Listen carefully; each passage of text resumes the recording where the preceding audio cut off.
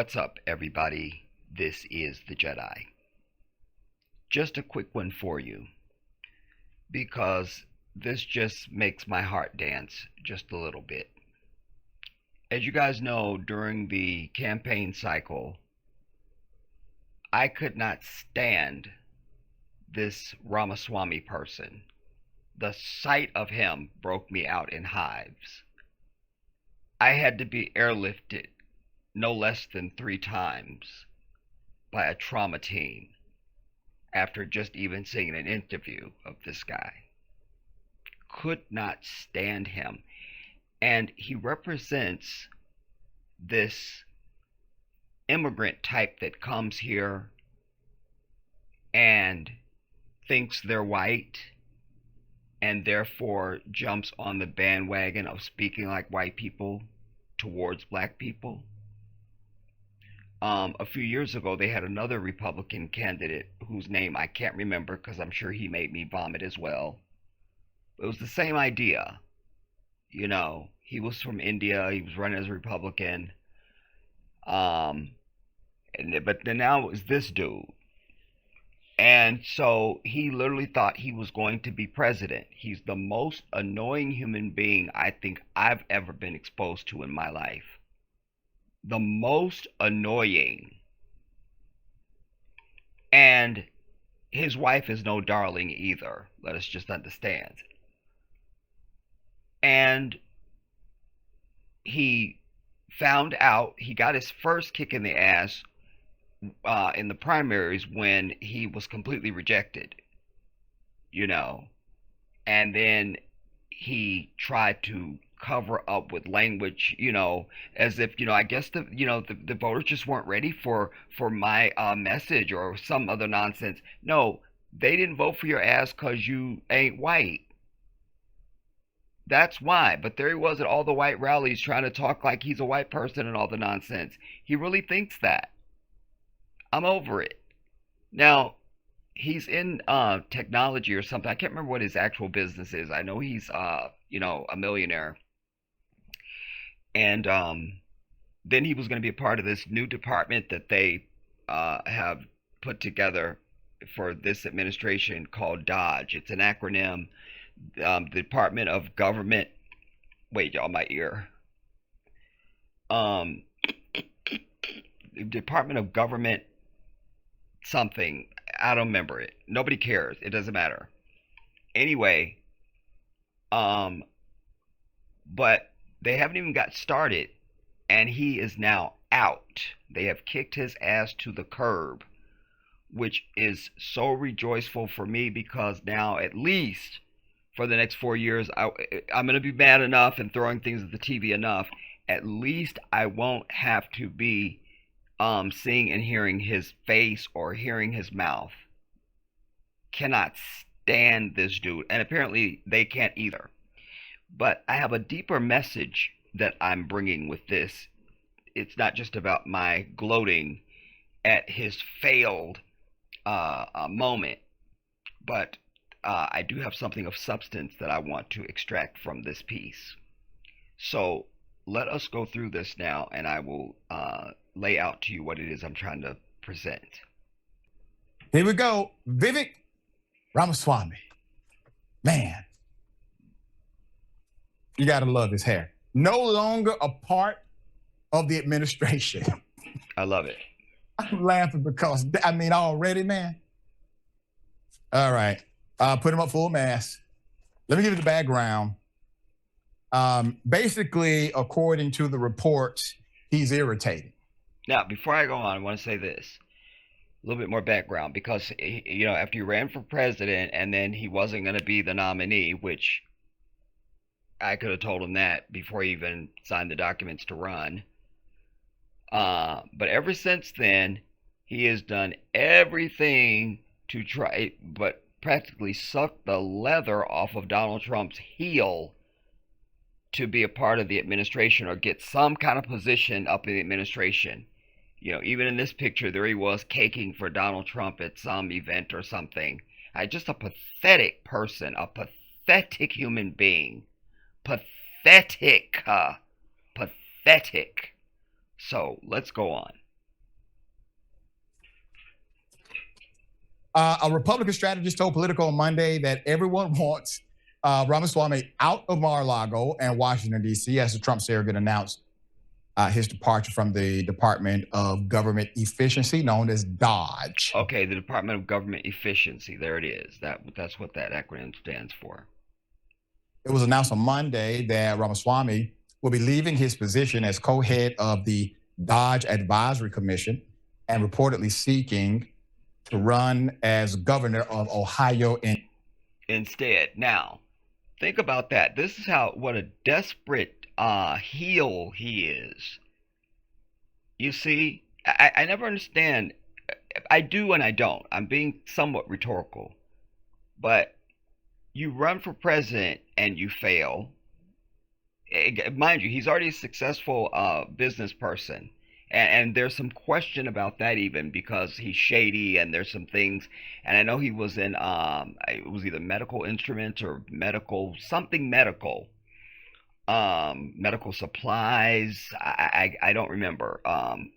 But anyway, so he's wealthy. Runs for president, fails, is desperate to still try and get into the administration. Now they've kicked him to the curb, thank God. And immediately he's saying he's going to go and run for governor of Ohio. I mean, just desperate to have power.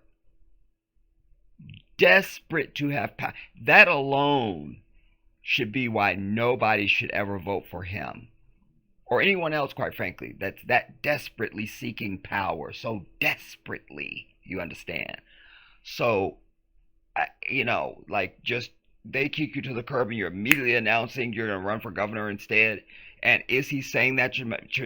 Maybe he was premature. He didn't think it was going to get out that he was fired. So did he want it to make it seem like he decided to just go in a different direction all of a sudden? That he suddenly wants to run for governor of Ohio? I can't. Let's go on. As governor of Ohio instead. Quote, "It was my honor to help support the creation of DOGE. I'm confident that Elon and team will succeed in streamlining government," he said in a statement. "I have more to say very soon about my future plans in Ohio. Most importantly, we're all in to help President Trump make America great again," end quote. So according to reports, however, still trying to kiss ass. Ramaswamy was pushed out after Elon Musk and others soured on the former Republican presidential candidate. Now remember, they're all white and racist. There was Elon.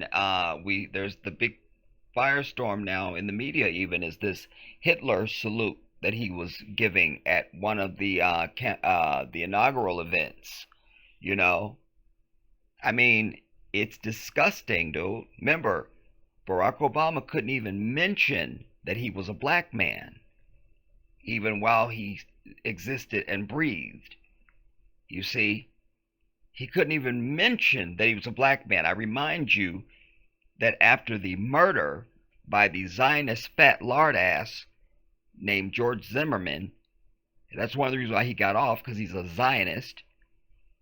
But after the fat lard ass murdered Trayvon Martin, I remind you that when Obama made his speech trying to calm the country and bring the temperature down, he just had a personal moment during the speech.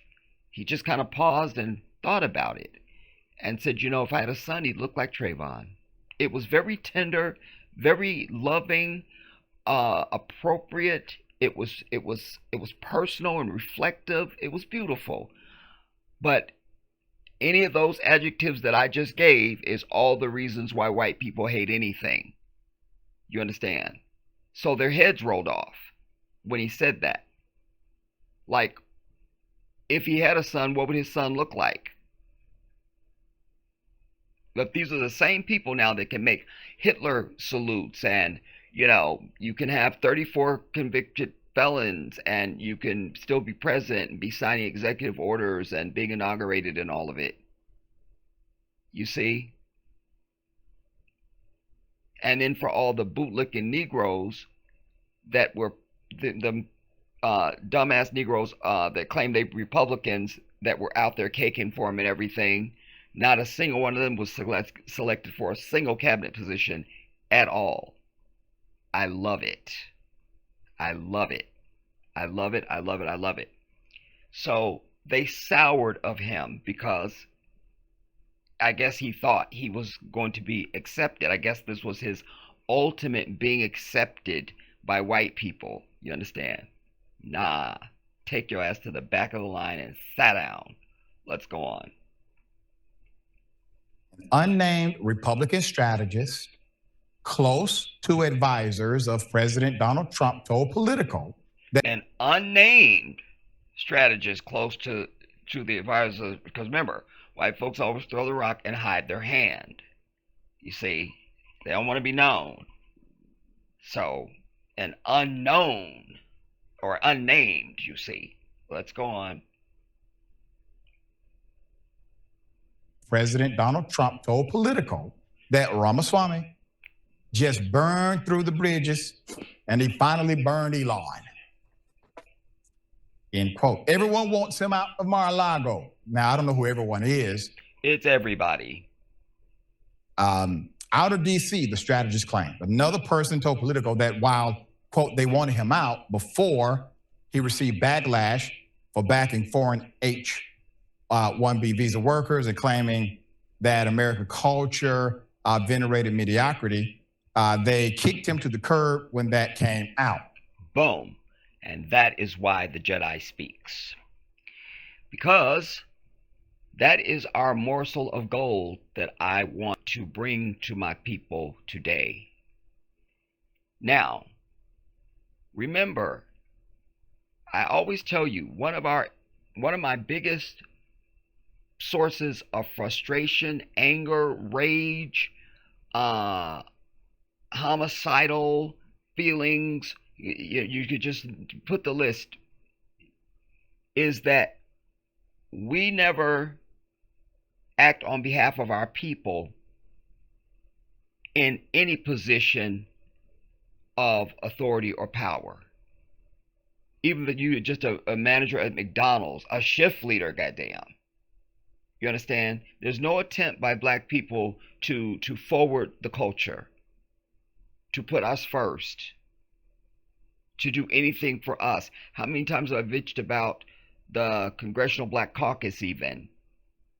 All them Negroes up there on Capitol Hill that haven't done a damn thing for any of us. I even cited for you, John Lewis was supposed to be, he was called literally the conscience of the Congress. And I showed you, after he croaked, that he never introduced a single bill the entire time his old ass was up there. Not a single bill from John frickin' Lewis. And I'm supposed to be so just taken and overwhelmed that he passed? Nah. I'm sick and tired of black faces in high places that don't do a damn thing for us. At all. But they do. So here it was now. And by the way, if any of those bootlicking Negroes who were caking for Trump had gotten in, they not doing anything now but betraying their damn people. So you think they were going to do anything if they had been a part of his administration? The answer is a resounding no. But here you had just this one bastard, this Ramaswamy thing. He's the only non-white person up there that would have been up there. But he was still going to do some shit for his people. All that campaigning and being white, all that's good. He meant that. He does think he's white, and so does his wife. But I'm trying to show you how even with all that bullshit, they still, it's just in them to do some shit for their people. And that's why they wanted him out. Remember, their whole thing is immigration, and we've got to get the immigrants out of here, which is just non-white people. That's all it is. That's all it is. Because they wanted a melting pot, but when you come here, you don't melt, and you remain your intact self, then white people want shit to do with you. whether it's the country or the bitch next door. It doesn't matter. That's just how they are. So this is very critical, everybody, because look what it says. It says another person, blah, blah, blah. They want him out, excuse me, they want him out before he received, damn it. They wanted him out before he received backlash for backing the foreign H-1B visa workers and claiming that American culture venerated mediocrity, end quote.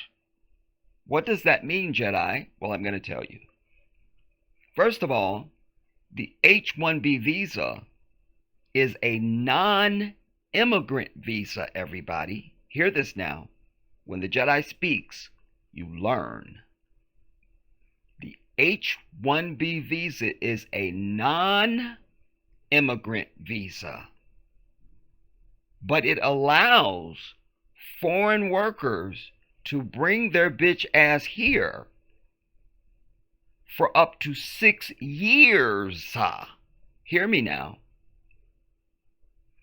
This particular visa has to be sponsored by the employer. In other words, the employer is the one that applies for it on behalf of the worker. You see? So this fucker was trying to bring in his people from India without all that immigrant paperwork and all that. Now, who has time for it? Who has time? Let's just get the H-1B visa and we can bring them in for at least 6 years to work. You see? So it was double full for the White Devils, because it was like, A, you trying to bring in your own folks. So it would have looked bad to their yahoos that support them, who have no education at all and one tooth. And you trying to bring in more people that look like you and not them. They definitely want him out. But then also, he claims his reason for wanting to bring in these workers is because that America venerated mediocrity. In other words, America celebrates or glorifies and holds up mediocrity. Well, it does. The very dude that he was trying to suck the leather off his fucking shoes and be in his administration is the epitome of mediocrity. What do I always tell you? White mediocrity is celebrated and upheld or venerated, and black excellence is denied, rejected, and villainized. That's one of the reasons why they still cannot stand Barack Obama, because they have never and will never produce a human being as impressive as a Barack Obama. And we have many, many, many, many more Barack Obamas. Many, many more. He's just one. We pop those out like Tic Tacs. It's nothing. We have it. We have it. We have it. You see? So I want you to see how compounding this is. How dare this Indian nigga think he's going to slip some other Indian niggas through the back door on us, who, coming from India, certainly are going to be smarter than their white ass. We know that. And on top of that, you're calling out our white mediocrity. And only a hit dog hollers. Only a hit dog hollers. Because why would that have been a problem? Saying that American culture venerated mediocrity. Because it's like I always tell you, America means white. America, American, any of that. When they say that, they talking about white people. They're not talking about your black ass. Or anybody else, quite frankly. They talking about white folk. And they know they're mediocre So that's why this was such a explosive thing. Even earlier when you heard Rashad say everybody at Mar-a-Lago and wanted him out, everybody on the team wants him out, and he was like, I don't know who everybody is. And I said everybody, because it's everybody, because only a hit dog hollers. You got a room full of crackheads, and somebody walks in and starts talking shit about crackheads. Everybody in there know they are crackhead. They all gonna have a problem with that. This is no different. This is no different. This is no different. So this Ramaswamy or Swinaswamy was going to try to use this H-1B visa.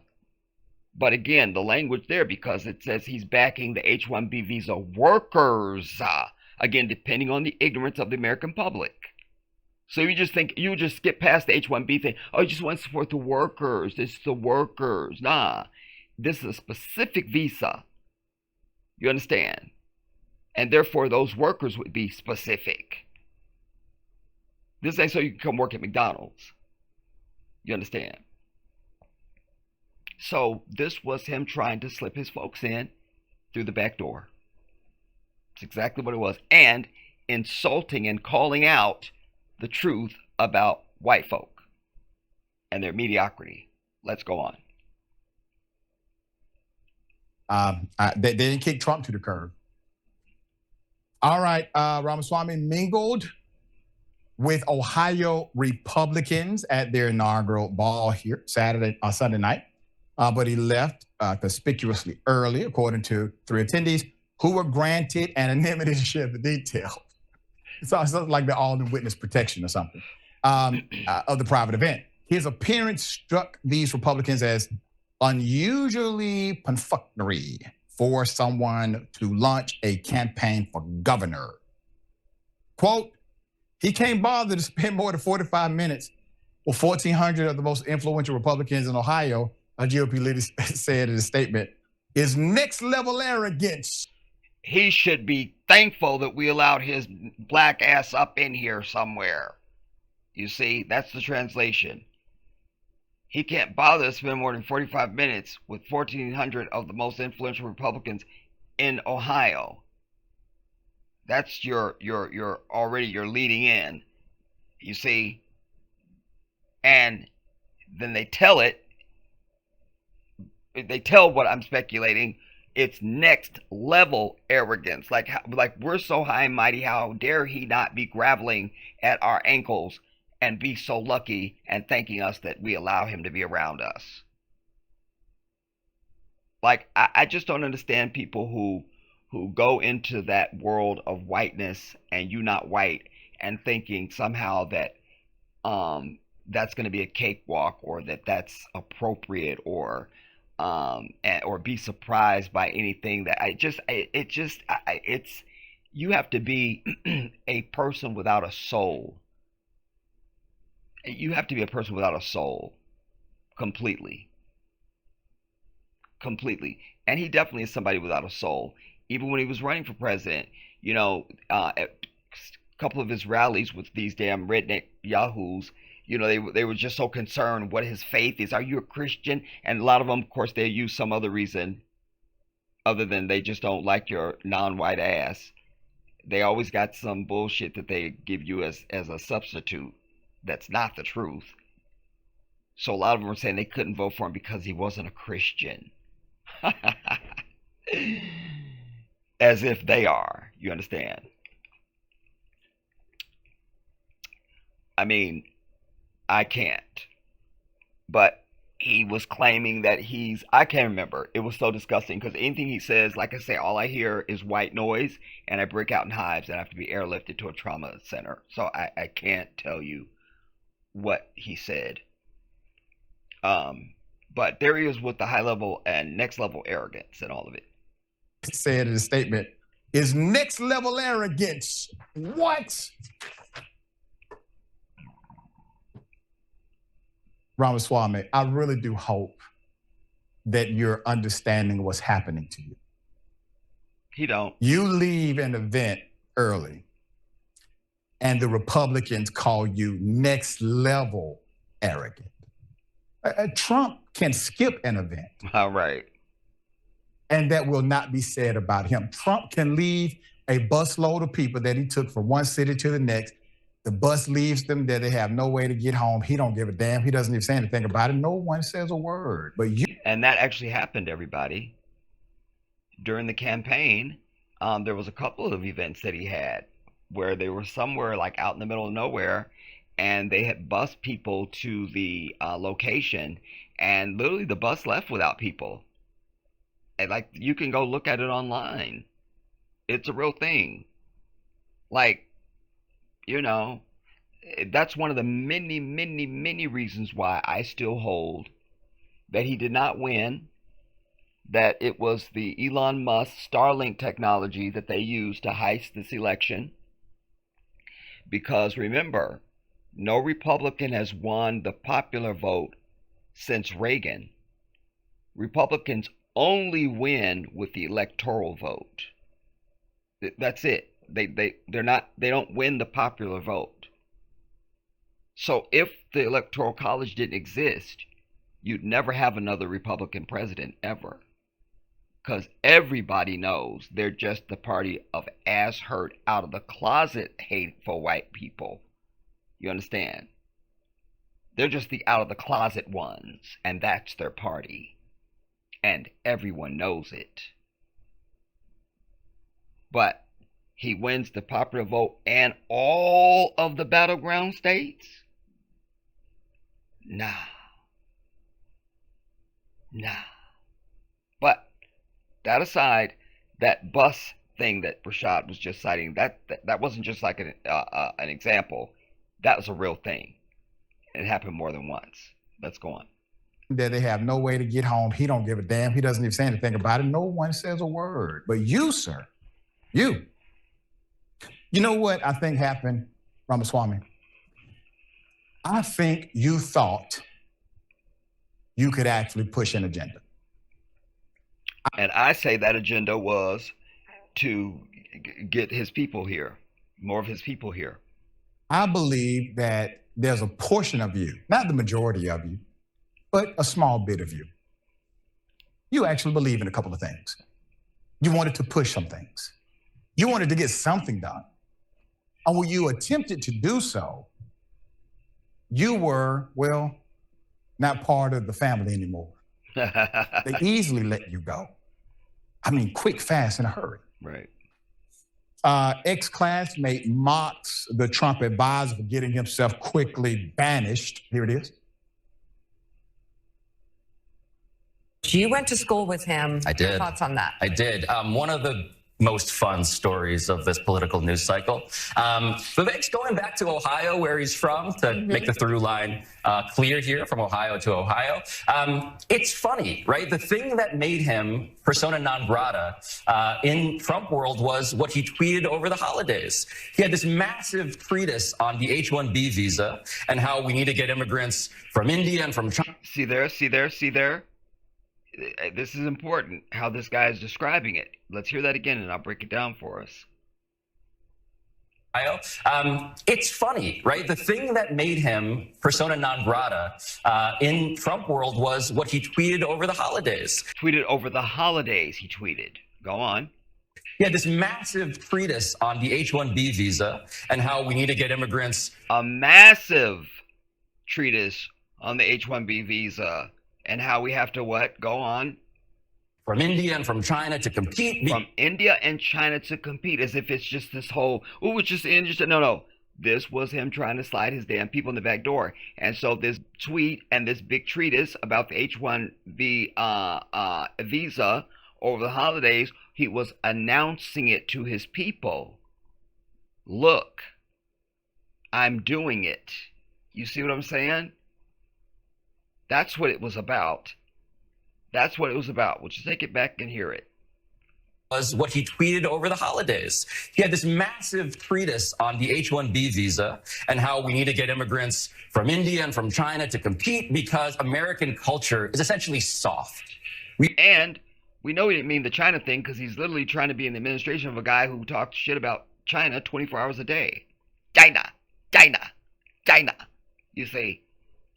So he's just using that as just like as if that matters. But he said we have to get immigrants from India and China. Why didn't he just say we just have to bring in people from other countries? You understand? Because I can show you some Kenyans and Nigerians. We pack out professionals every millisecond. You understand? Some of the most brilliant minds on the planet come from our mother continent. Period. Done. It's not even a question. I'm over it. So he was trying to scheme. Oh, we need to get immigrants from India and from China to compete because American culture is essentially soft. Because these white people don't know anything and they're mediocre. That's what he's saying. I didn't read this. A Trump Dodge guy, blah, blah, blah. Our American culture, because he thinks he's American, has venerated mediocrity over excellence for way too long. You see? In other words, their white asses have been over our greatness for far too long. That's what he's saying. That and it's actually true. But that's not what's important. You see? But he was trying to broadcast to his people that he's making a move. It goes on. A culture that celebrates the prom queen over the math Olympiad champ, or the jock over the valedictorian, will not produce the best engineers. And he specifically said engineers, because when you think of engineers, you think about, goddammit, India. You understand? So this was an announcement to his people, everybody. But he spoke too soon and too loud. And he should have just been low-key about it, quite frankly. You see? But only a hit dog hollers. And so they knew he can't be, because they don't think we're worth a damn. They don't think the Latinos are worth a damn. They don't think anybody's worth a damn except them. So but they know that that's not true. So when he says this, he knows they know he's talking about their white ass. And that's why he has been thrown out on his ear. I love it. But there's truth in what he's saying there, though. In that balloon cartoon here, that's the truth. In America, the prom queen is celebrated over the math champion. That's absolutely true. And the jock is known more than the valedictorian. When's the last time you heard of a famous valedictorian from any high school or college? When did you hear that? Tell me now. Tell me, when did you hear it? You didn't.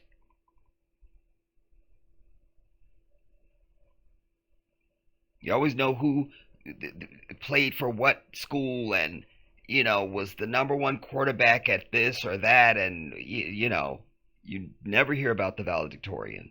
You just don't hear it. So he spoke the truth. Because American culture is essentially soft. We value, quote unquote, the quarterback over the valedictorian. We praise the wrong characters on sitcoms. We didn't show enough respect to Urkel, literally a thing that he said. Oh, gosh. And what it revealed was, I think, a deep disdain for the base that Donald Trump had cultivated. Which would be, who's that base? It's got to be the Arabs. Nope, damn it. Okay, all right. I get two more chances. I got it. It's the Native Americans. All right, damn it. All right, I'm sure it's black people. All right, quick. All right. I don't know who it could be. Deep disdain for the base that Donald Trump had cultivated. And it revealed this fracturing for the first time in public, really, the fracturing between the Silicon Valley part of this strange coalition and the nativist base. Yeah. Now, how does this work? Because it's interesting. Donald Trump has to keep rich people happy, but he has to keep white folk who are either middle class or poor voting for him. How does he pull it off? How do you get that done politically? You start talking about how immigrants are your enemy, but you also make these dumbass Trump people think they're smart. You see, you make them think they're smart. If you really want to do yourself a favor, you go and you watch this guy Jordan Klepper from the Daily Show. Yeah, from the Daily Show, which I think is on Comedy Central. Jordan Klepper, everybody, from the Daily Show, and there's many videos of him on YouTube where he goes to Trump rallies and he just talks to Trump supporters, and it's very, very funny, but it illustrates what I'm telling you about their ignorance and how dumb they are, because he's literally showing them their own ignorance while he's talking to them. The questions he asks them, the questions he asks them, and the things he says, and they have no idea that they're being made fun of at all, or that they're just showing how dumb they are. It's brilliant. It's brilliant. Jordan Klepper from the Daily Show. You should go and see that. Enemy. You start talking about how the LGBTQ community, they're taking over, they're the enemy.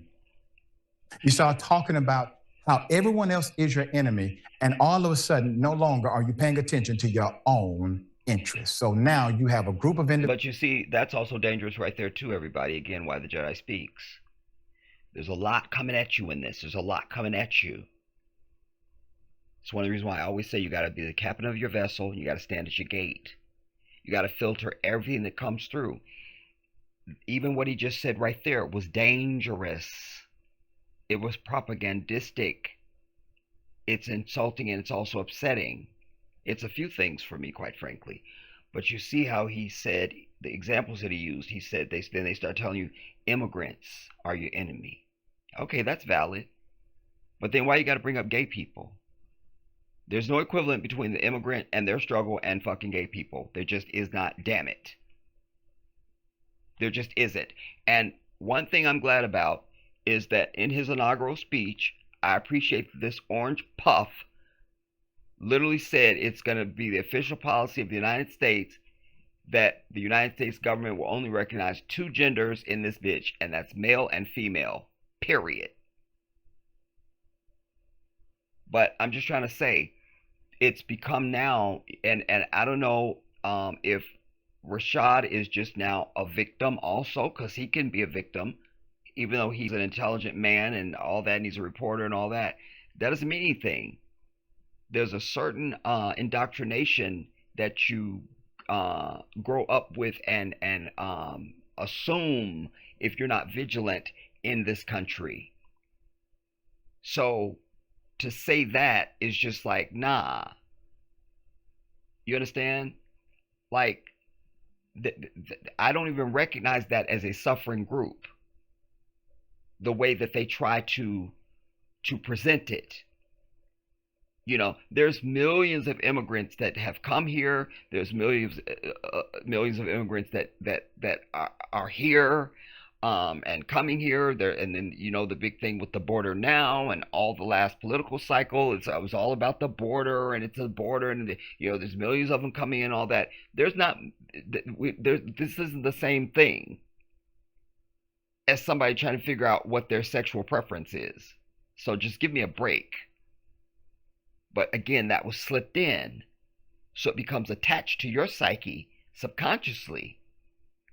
And then you begin to adopt that. And then you begin to speak that and act on that. And you think you're being authentic when you speak about it. And you're not. You've been influenced. That's why you got to be the captain of your vessel. You got to stand at your damn gate and do not move. Let's go on.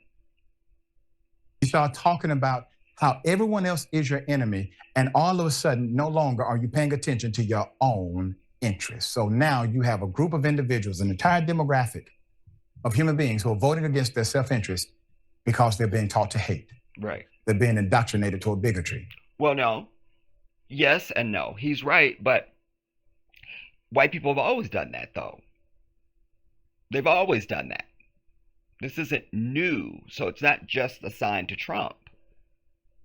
And They don't need a politician to do that. They self-motivate as individuals to be against everybody else. And there's a long history of them voting against shit and just being against stuff that would be good for everybody, but because black folks would benefit, they don't want it. They don't want it. They don't want it. You understand? And so in contemporary times, the best example to give you now is the Affordable Care Act. They do really want universal health care. They want universal health care. But they'll go along with Bernie's a fascist and this and a third and how you pay for it. And they'll spew all that vomit while their white asses really do want universal goddamn health care. And be mad at some other country because they actually have it. But act like they're mad at them for something else. So we get the closest thing to it, which is the Affordable Care Act, which covered more people than any other health program in the history of the country. And because some white person let them know, well, they didn't have to let them know, but because it came from a black man, they assumed that that was for black people, but more importantly, that black people would just benefit no matter who it came from. And wisely and cunningly, the Republican devils start calling it Obamacare. So, of course, white folks don't want it because they think it's first, because A, it's from a black man, and they think that, and they know that black people will benefit, get some benefit, so they don't want it. But after this election, many of them are on TikTok and they're on Instagram, and there they are whining because they voted. He's going to get rid of Obamacare. Yeah, bitch. But they was in love with the Affordable Care Act and didn't realize it was the same damn thing. And now they're pissed. I love it. I love it. I love it. I love it. I love it. Tehran, thought. Well, they got rid of the one brown guy. Let's get on. They've been talking and said that DEI means you gonna die, and they killed off the one brown guy. Vivek Ramaswamy thought he was one of them, and he quickly realized as soon as the chips fell, he was not. Sorry, Ramaswamy. I can't wait for his tell-all because that's the guy who's gonna crack. And I want to know how they just found out he was annoying. Did you not watch any of his debates? Did you not hear any of his comments? Right. Did you not know all the times I had to be airlifted to the trauma center? H-1B visa, I think people need to understand what an H-1B visa is. It's not just a visa to bring people in from China and India. It's a visa to bring in the most talented, most intellectual people from China and India. It's part of the brain drain, which America has greatly and vastly benefited from. But not only that, but in Ramaswamy's case, what they're thinking is we bring these talented, extremely intelligent, technically knowledgeable individuals from other countries here, and we start paying them less in this country. And that's what they wanted to use it for. So the H-1B visa has greatly actually improved America. If you go through the list of foreign-born tech CEOs, you will run out of room because a lot of them came from this H-1B visa. And boom, there you go. There you go. There you go. You know? But I still maintain, and I like his point, and I adopt that, but I also still maintain that this had nothing to do with China, that this was all about him signifying to his people. Because like I say, he just named China as just to make it seem like it wasn't specifically India. And he stopped there. He said China, India, and China. That's it. He didn't start naming a bunch of other stuff. It still would have been some bullshit, but it would have made it, at least it would have been more of an attempt to not be so obvious about it. He could have said, first of all, don't name India first. Name something else first, and then add China, and then name a bunch of other places. Throw India in, and then name some other places as well. But he didn't. It was just India and China. So he was trying to signify to his people, that, look, I'm gonna bring y'all in through the back door. You feel me?